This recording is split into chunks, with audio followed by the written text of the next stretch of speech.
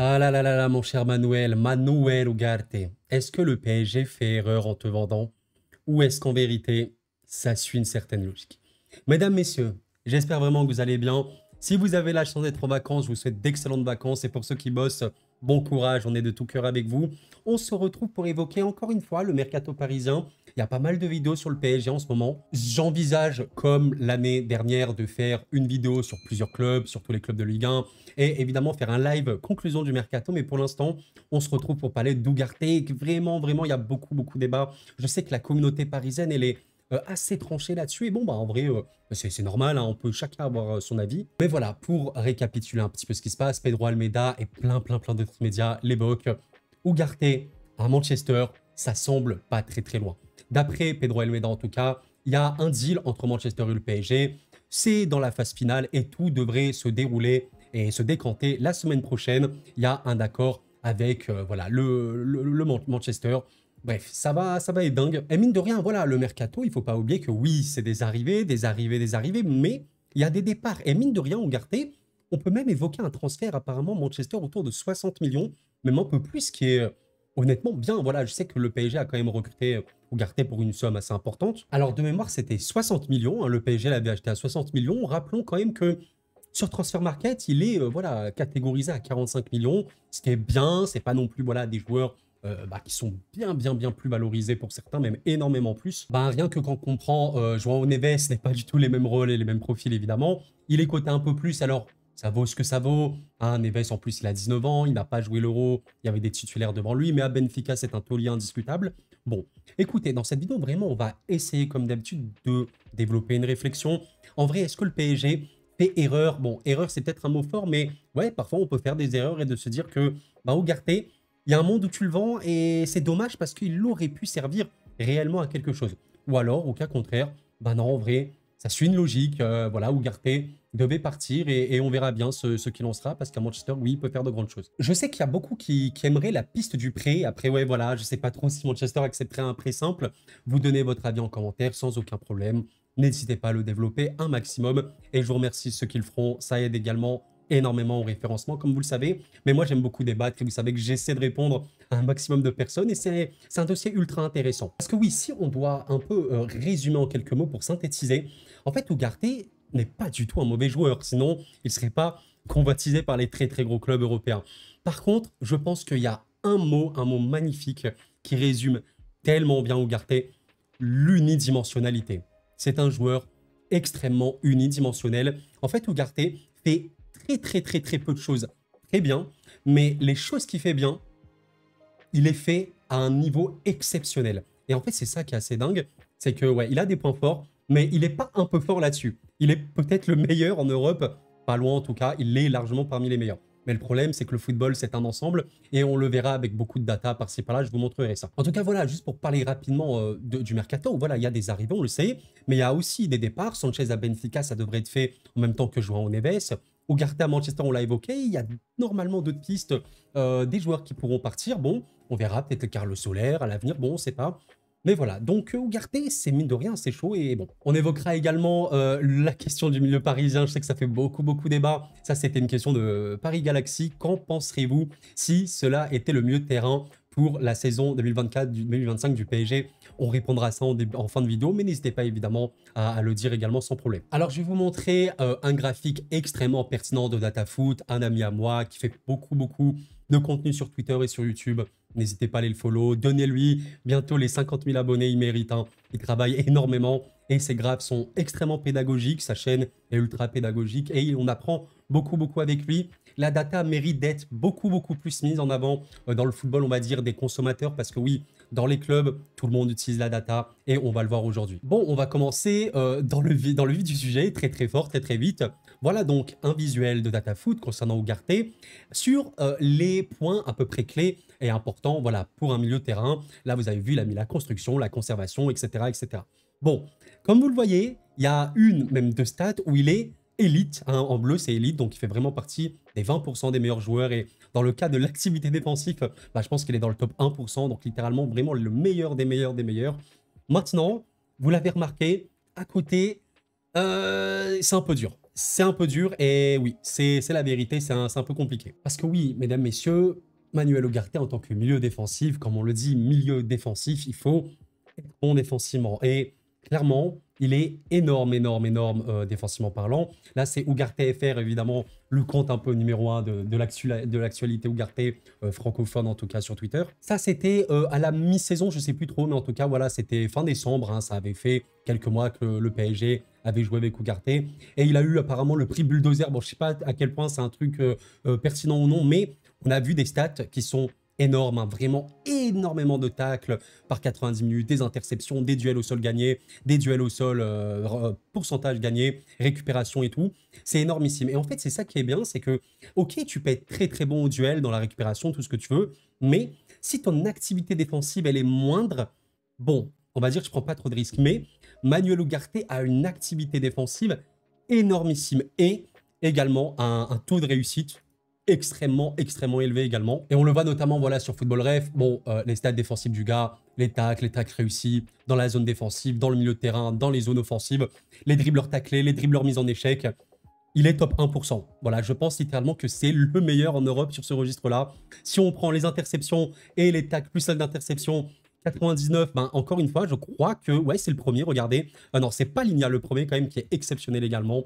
Le Bayern l'a recruté, mais il est dans le top 1%, hein, voilà, 99 égale top 1%. Et voilà, le graphe de Tafoot le montre, activité défensive formidable. À part ça, il a quand même un autre vrai gros point fort, oui, c'est la conservation de balles. C'est quand même dur de lui choper le ballon dans les pieds. Il est plutôt bien, on va pas se mentir là-dessus, même très très bien, il est dans l'élite. Alors quand je dis c'est quand même dur de lui prendre le ballon, on peut lui prendre le ballon, mais la conservation c'est un peu tout ce qui est balle au pied, où voilà, il a quand même de la qualité. Bon, maintenant, vous l'avez bien compris, les autres stats ça va pas, et je vous ai trouvé une comparaison, encore une fois, de DataFoot entre Neves. Alors là, vous ne voyez pas trop, mais c'est bien, je vois au Neves en haut, je vais peut-être un petit peu dézoomer si vous voulez. Voilà, c'est Neves qui est comparé à Ugarte, et encore une fois, c'est sur les mêmes stats. Et là, pour le coup, il y a quand même une différence assez importante. Et les postes, bon, les postes, vous savez, moi, je réfléchis surtout en profil. Le profil d'Ugarte et de Neves sont pas vraiment les mêmes, même si les deux sont un peu catégorisés milieu défensif. Neves joue aussi dans un double pivot, il peut être un peu milieu central et tout, mais voilà. En tout cas, la qualité des deux, ok, Ugarte sur l'activité défensive, sur la conservation de balles, ben, il est très très bon. Et en vrai, voilà, Neves, c'est à peu près la même. Par contre, oui, sur les autres stats, notamment la percussion, notamment ouais, l'aspect un peu création et tout, Neves est bien, bien, bien au-dessus. Et en fait, ça se voit rien que quand tu vois les stats de base sur Football Ref. En fait, il a une activité défensive, une taux de réussite défensivement de fou. Le jeu de passe, ben, en vrai, le jeu de passe, si on le regarde réellement, on voit beaucoup de verts. Donc, on est en mode, mais attends, mais Koro, en vrai, la passe, c'est beaucoup moins pire qu'on le pensait. Parce que oui, il a un pourcentage de passes réussies qui est vraiment, vraiment bon, hein, il faut le dire. Il a beaucoup, beaucoup de distance parcourue avec les passes et tout, c'est vrai. Remarquons en plus que les passes moyennes, c'est ce qui réussit et ce qui fait le plus, hein, clairement. Et les passes longues, il a également un bon taux de réussite. Maintenant, c'est bien de faire des passes. Il faut quand même regarder à quel point c'est des passes qui sont utiles. Et quand on voit notamment les expected assists, donc les passes D attendus, c'est très très très très faible. Les passes dans le dernier tiers du terrain, c'est un peu mieux, mais c'est pas forcément dingue. Les passes dans la surface de réparation et les centres de la surface de réparation, et évidemment les passes progressives, c'est extrêmement faible. Oui, Ugarte, c'est un peu le syndrome, vous savez, du milieu qui fait beaucoup de passes latéralisantes. Et ça aide pas beaucoup à la création, même pas du tout en vérité. Et vous savez très bien que dans le jeu de Luis Enrique, bien sûr qu'il faut savoir conserver le ballon, mais il faut savoir faire des choses avec le ballon. Et Ugarte n'a pas beaucoup d'intérêt en vérité sur ce registre-là. On peut même regarder les stats liées au but, la préparation des tirs et des buts, à quel point les actions de Manuel Ugarte vont mener à des actions de tir ou de but. Concernant action menant un tir, c'est très très très très faible. Action menant un but, c'est pas franchement mieux, c'est un peu, voilà, c'est mieux, mais c'est pas ouf non plus. Et oui, en vérité, c'est très très compliqué sur ce registre-là. Ugarte, c'est un destructeur. C'est pour ça qu'il a été recruté. Est-ce que ça convient vraiment au style du PSG? Je ne sais pas. On peut regarder un peu les stats offensivement parlant. C'est extrêmement mauvais, hein. Il n'y a pas mille choses à dire. Les buts, bon évidemment, mais ce qui est important de voir, c'est les expected goals. C'est très très très très faible, hein. Les tirs cadrés, les pourcentages de tirs cadrés, c'est pas loin d'être le pire milieu, en tout cas sur ce registre-là. Je rappelle que là, il est comparé au milieu centraux et au milieu défensif. C'est très compliqué, même au milieu relayeur, hein, évidemment, c'est très très compliqué. Bon voilà, on le voit, expected goals, tout ça, c'est faible. Donc, c'est un destructeur. Et je pense qu'on a maintenant cette piste de réflexion qui est que Si on veut un milieu au Paris Saint-Germain qui est un milieu qui est dominateur et qui sait quoi faire avec un ballon, il faut des joueurs qui sont multifonctions.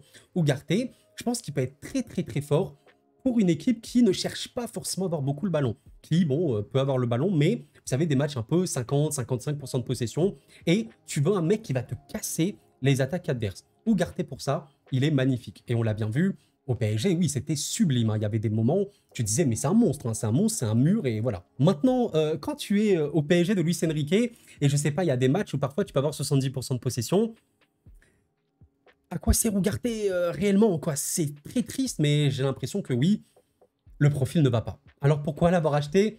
Ça les gars, je peux pas vous répondre. On peut toujours espérer que le joueur progresse, qu'il s'adapte et tout. Parfois ça se fait, parfois ça se fait pas. Et pour le coup, avec Ugarte, ça s'est pas trop fait. Et en fait, vous savez, ce qui est très très dangereux avec un joueur comme Ugarte, c'est que il est unidimensionnel. On l'a bien compris maintenant. Il est extrêmement fort défensivement parlant. Mais si ce joueur-là, qui est extrêmement fort au duel et tout ce que tu veux, a des matchs où il est moins bon, voire même mauvais là-dessus, c'est un point mort. Et ça, c'est très dangereux parce que, imaginez, vous avez une palette énorme. Technique, créative, tout ce que tu veux. T'es exceptionnel dans énormément d'aspects. Ben, imagine aujourd'hui, t'as un match où défensivement, t'es pas très fort, mais de manière de la créativité, de la percussion, t'es encore très très fort. Admettons qu'aujourd'hui, t'arrives pas à bien percuter, mais dans ta technique, t'es énorme et défensivement, t'es également énorme. Bon, tu peux compenser, mais Ugarte est seulement et surtout très très fort défensivement. S'il ne l'est pas, c'est un point mort. J'insiste là-dessus. Il peut handicaper son équipe. Je vous montre quelques statistiques présentées par Paris Stade Saint-Germain, retrouvables également sur Twitter. Il a montré un petit peu les duels disputés par Ugarte par match de Champions League saison 2023-2024. Et je pense, mesdames, messieurs, que ces stats sont révélatrices de quelque chose de très important. C'était des matchs évidemment à très très forte intensité, où il y a des milieux adverses qui sont très forts. On sait que les milieux de Dortmund, de Newcastle et de Milan sont extrêmement extrêmement bons. On se souvient notamment de Loftus-Cheek qui avait mis à mal le milieu Paris Saint du PSG. On avait regardé à quel point, en fait, c'est les matchs où Ugarte a eu le plus de mal. Et c'est des matchs où il a perdu plus de duels qu'il en a gagné. Contre Dortmund, il en a perdu 7, il en a gagné 2. C'est un très très mauvais ratio. Contre Newcastle, c'est à peu près 50-50. Mais il perd quand même plus de duels. Contre Milan, 6-3. Contre le Milan, il me semble, à San Siro, 12-4. C'était un carnage absolu. Et contre Newcastle, il avait gagné seulement un petit duel contre 5 perdus. Et c'est effectivement ce qu'on a remarqué avec Ugarte. Peut-être qu'il est également très jeune, hein, je ne suis pas là pour l'accabler, simplement pour évoquer des faits et comprendre pourquoi le PSG voudrait le vendre. Ouais, Ugarte sous grosse pression, avec une intensité extrême devant.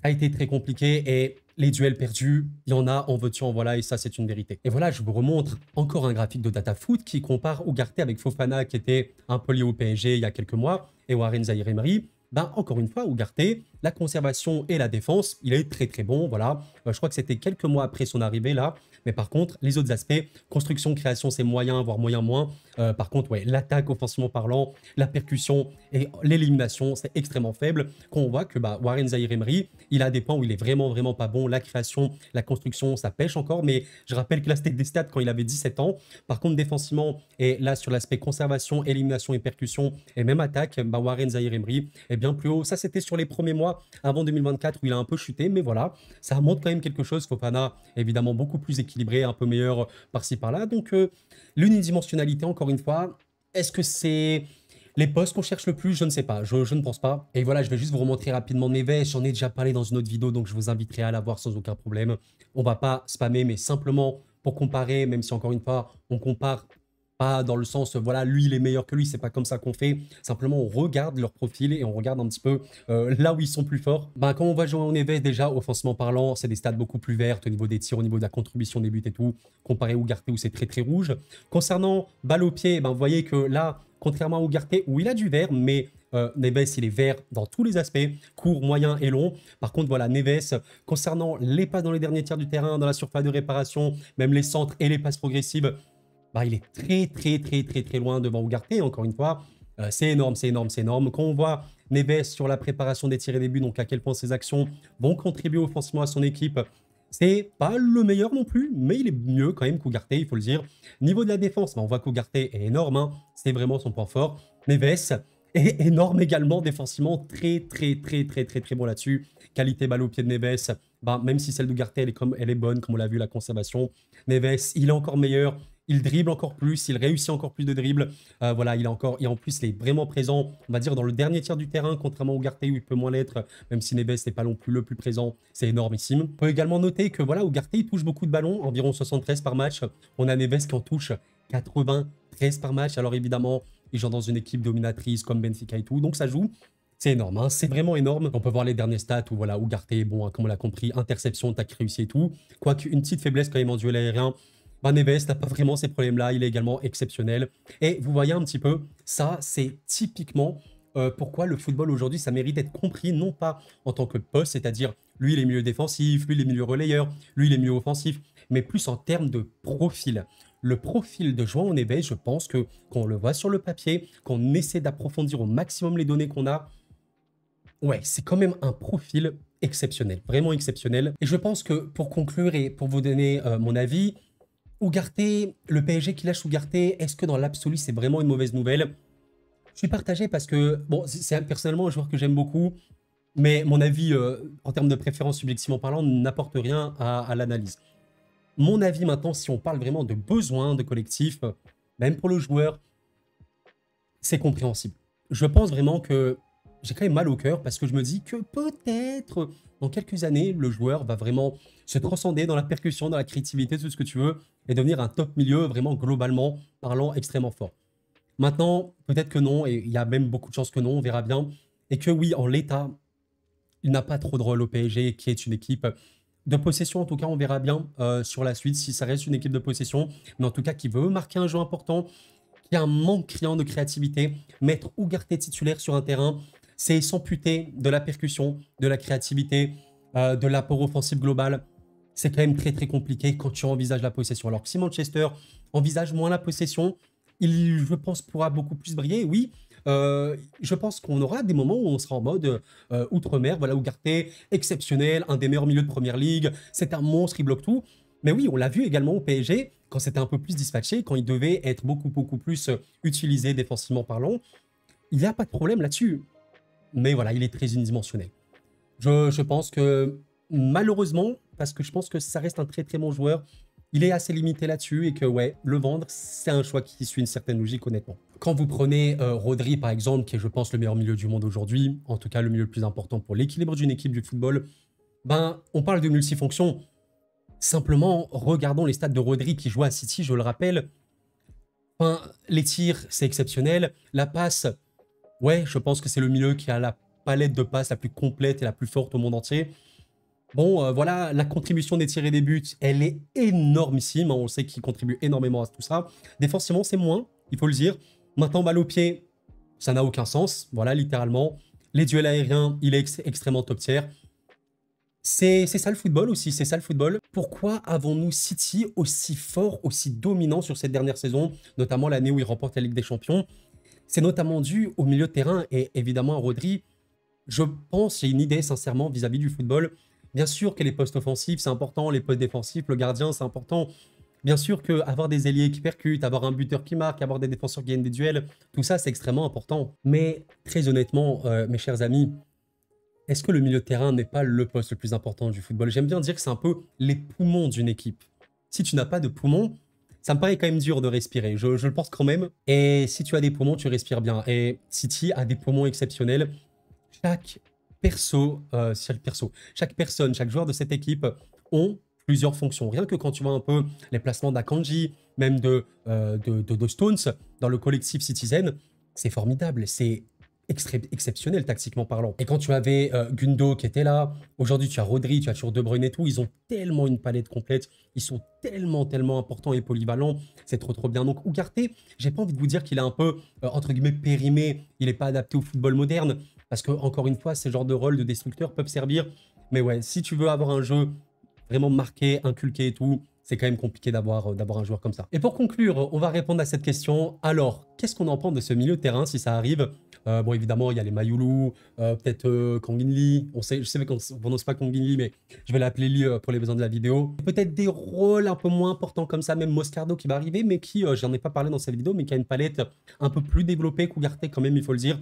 Même s'il a également son problème de créativité. Moscardo, il faut quand même le dire. Maintenant, voilà, qu'en pensez-vous de ce milieu? Et j'entends directement, je pense que des gens me diront Koro, il manque vraiment un milieu d'expérience. Et en vrai, là, je vois les joueurs comme ça. Franchement, c'est énorme. Le potentiel, en tout cas, quand on prend le potentiel max des joueurs, quand tu vois Vitinha, Désiré Doué, potentiellement Neves, évidemment, si ça se fait. Même Warren, hein, on a vu des premiers mois avec Warren, formidable, où c'était plus compliqué par la suite. Fabien Ruiz, Siré sur sa lancée de son année 2024, c'est énorme. Moscardo qui me semble avoir un gros potentiel. Potentiellement parlant, c'est exceptionnel. Je suis d'accord avec vous. Maintenant, ouais, le milieu d'expérience. Après, est-ce que ça peut pas être Fabien Ruiz, hein, en vérité, qui a 28 ans, je crois, qui est un peu dans la fleur de l'âge et qui, certes, a été très critiqué en sur la saison dernière. Moi, le premier, je l'ai critiqué, mais j'essaie toujours de dire que, mine de rien, regardez, Fabien Ruiz fait des belles choses. Il y a vraiment beaucoup d'apports. Je trouve que Ruiz sur un terrain, c'est beaucoup de plus-value. Maintenant, c'est un joueur qui peut être très frustrant et qui, en vrai, l'a été beaucoup moins là sur les dernières semaines, en tout cas, surtout avec l'Espagne. Mais rien que quand tu as un milieu titulaire, Fabien Ruiz, Vitinha, par exemple, et Neves. Honnêtement, ça fait très peur hein, pour les adversaires. Je trouve que c'est quand même énorme. Sur le banc, bah, tu as du Doué, tu as Warren Zaïre-Emery potentiellement. Beaucoup de percussions pour Warren, beaucoup de créativité pour Désiré. C'est assez complet, alors peut-être qu'il manque de taille. C'est vrai que là, de la tête, il n'y a pas beaucoup de mecs non plus très forts. Peut-être Moscardo, il faudrait revoir. Mais globalement, tu vois, surtout, bon, il faut vraiment considérer que Doué et Neves arrivent. Si tu considères que Doué et Neves arrivent, si tu considères que Ruiz et Vitinha maintenant sont des tauliers qui ont beaucoup progressé, surtout Vitinha, mine de rien, tu as un milieu que je trouve très compétitif comparé au début de la saison dernière. Franchement, comme ça, sur le papier, je suis plutôt convaincu. Après, ouais, si tu as le moyen de faire ce dernier milieu vraiment à la Bruno Guimaraes, je sais pas, qui a vraiment beaucoup prouvé, qui est extrêmement équilibrant, ce serait bien. Si Rodri voudrait venir au PSG, bon, ça n'arrivera jamais. Ce serait aussi également très bien. Mais en vrai, je suis globalement satisfait. Il faudrait voir. Concernant l'expérience, je me dis que c'est des joueurs qui peuvent grandir ensemble et qui peuvent vraiment acquérir beaucoup, notamment Fabien Ruiz qui a maintenant cette expérience-là du très haut niveau. Concernant la taille, ouais, voilà, c'est vrai que peut-être la taille après, voilà, il y a aussi des gens, des équipes qui ont gagné sans milieu très grand. On verra bien, on verra bien. Les amis, c'est la fin de cette vidéo sur Ugarte. N'hésitez pas à laisser un petit like si vous l'avez apprécié. Je vous remercie infiniment, merci à vous. C'est un sujet forcément qui fait parler, hein. J'aime beaucoup Ugarte, mais voilà. Je pense que il n'est pas trop fait dans cette philosophie, dans sa ADN PSG. Et je lui souhaite la réussite. Je pense qu'à Manchester, ça peut être super bien. Manchester n'est, en tout cas, je l'espère pour eux, ne tend pas à aller sur une équipe de possession. Et vraiment, Ugarte brille. J'ai l'impression qu'il va briller le plus quand l'équipe n'aura pas le ballon.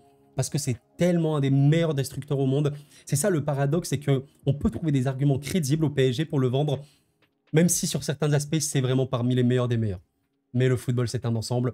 Plus on aura des joueurs qui sont polyvalents, plus tu seras fort. Quand tu vois Vitinha, quand tu vois Fabien Ruiz, ils sont incroyablement polyvalents. Neves qui arrive peut-être est incroyablement polyvalent. Waouh, ça peut être très bon. On verra bien, le football, c'est un ensemble. C'est pas juste 11 joueurs sur un terrain, c'est le coach, le contexte, le banc. C'est plein de choses. Nous verrons bien. Les amis, portez-vous bien, c'était Koro, prenez soin de vous. Et la paix sur vous.